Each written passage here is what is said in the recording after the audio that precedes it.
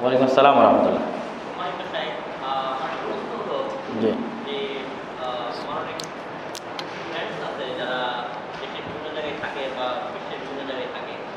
আমি যেহেতু সালাফি আকীদায় বিশ্বাসী এবং তারা অনেকেই বিভিন্ন দলের সাথে কিন্তু তাবলীগ জামাত বিভিন্ন বিভিন্ন তারা আমার কাছে যে প্রশ্নটা ফ্রিকোয়েন্টলি করে যে সৌদি আরবের যে নতুন যে পলিসি যে শুনি যে তারা সিনেমা হল করছে বা বিভিন্ন পানীয় তারা উন্মুক্ত করে দিচ্ছে, এটা আসলে সত্যি মানে আপনার বাস্তব অভিজ্ঞতার আলোকে আমি জানতে চাচ্ছি যে এটা আসলে কোন পর্যায়ে আছে।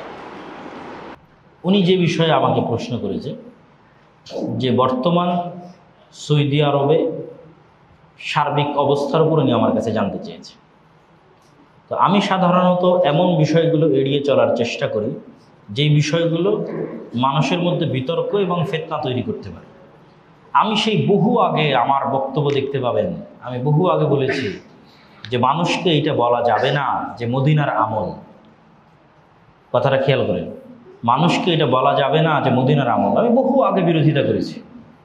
মানুষকে বলতে হবে কোরআন এবং সহিহ হাদিস। সেই যুগে ইমাম মালিক বলেছিলেন মদিনার আমল, তখন গোটা দুনিয়ার ইমামেরা তার নিকটে চিঠি লিখেছিল জি না, মদিনার আমল নয়, কোরআন এবং সহিহ হাদিস। এ কথা ঠিক যে যখন কোথাও ইসলাম থাকবে না তখনও ইসলাম ফিরে আসবে কোথায়? মদিনায়। কিন্তু মদিনার মানুষের কাজ আমার জন্য দলিল নয়। তখনও মদিনার মানুষ দিনের উপর আছে কিনা এটা নির্ধারণ করবে কে? কোরআন এবং সহিহ হাদিস। যে মদিনার মানুষ এখন দিনের উপর আছে এটা নির্ধারণ করবে কে? কোরআন এবং সহিহ হাদিস। এই জন্য কেউ যখন দলিল বানায় যে সৌদি আরবের আমল, আমি এটার পক্ষে না। কোনো রাষ্ট্র, কোনো দেশ, কোনো দল, কোনো আলেম হকের মানদণ্ড নয়। আমি নিজে অযথা একটা জিনিসকে হকের মানদণ্ড বানিয়ে কেন বিপদে পড়ব? আমি এই বিপদে পড়তে রাজি না। আমি আজ আপনাকে বলে দিলাম সৌদি আরব হকের মানদণ্ড, কাল সৌদি আরব কিছু করে বসলে আপনি এসে আমাকে বলবেন এই দেখেন আপনার সৌদি আরব এটা করছে। আমি কেন এই জবাব দিতে চাই? আমার কাছে হকের মানদণ্ড কি? কোরআন এবং সহিহ হাদিস।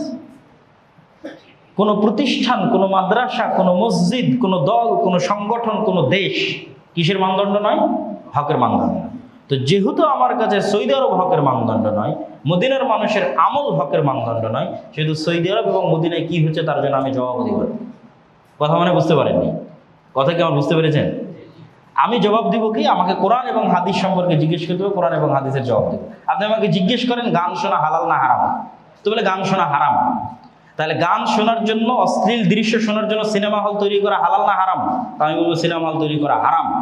আপনি আমাকে বলবেন যে অর্ধ অঙ্গ পরিধান করে প্রদর্শনী করা, র্যাম্প ড্যান্স করা হালাল না হারাম? আমি বলবো হারাম। এবং দুনিয়াতে কে করলো আমি জানি না। আমার বলার দরকার আছে কে করলো, আমার দেখার দরকার আছে কে করলো। আপনি আমাকে কোরআন এবং হাদিস অনুযায়ী সিদ্ধান্ত দেওয়ার উত্তর দিন। এখন যে করবে সে হারামের মধ্যে পড়বে, করলো কি করলো না এটার জিম্মেদারি আমি নিতে পারবো না।